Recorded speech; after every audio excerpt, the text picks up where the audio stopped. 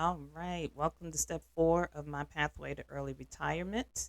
As you can see, the investment total has changed. We got our first bill for the Google Voice. It was $20 plus a $5.24 tax.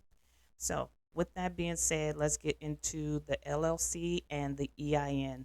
So, I went to the Secretary of State website here in Texas and I was able to do it online, but you can also mail it in. I just chose to use the easier option just because I can do it here.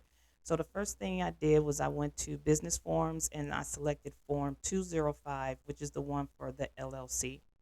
From there, I put in the entity name, which is the name that Stephen and I came up with, which is Humboldt Ally LLC. And from there, we had to choose a registered agent.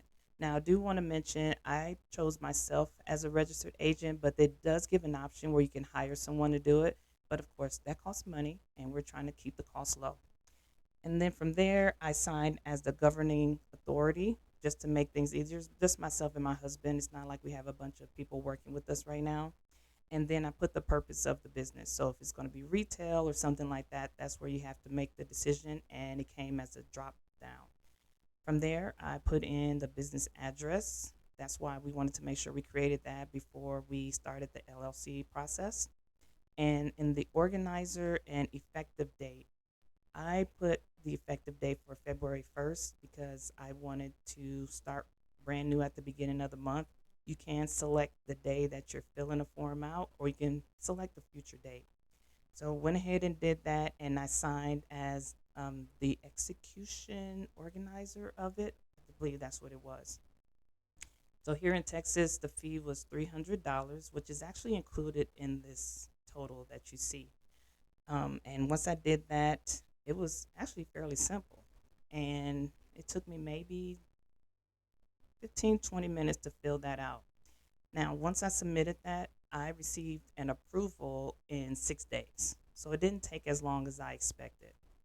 And then from there, once I got that approval, I applied for the EIN because you need to have that information when you apply. So it's like your business social security number.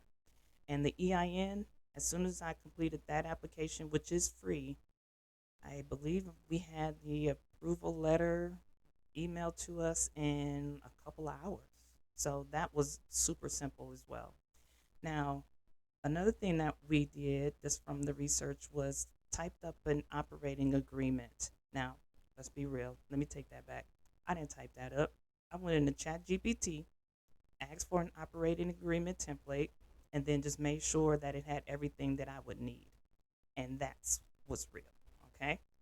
So from there, you see a couple of things on the form. You'll see Article 1, Formation of the LLC, which is where you put all the information. And like I say, that's why you want to put the operating agreement together after you get the approval for the LLC, because that's what will need to go on there. And then Article 2 was ownership. Now, I kept trying to figure out how we were going to go about doing this, if we were going to put both of ourselves as a member or just have one of us.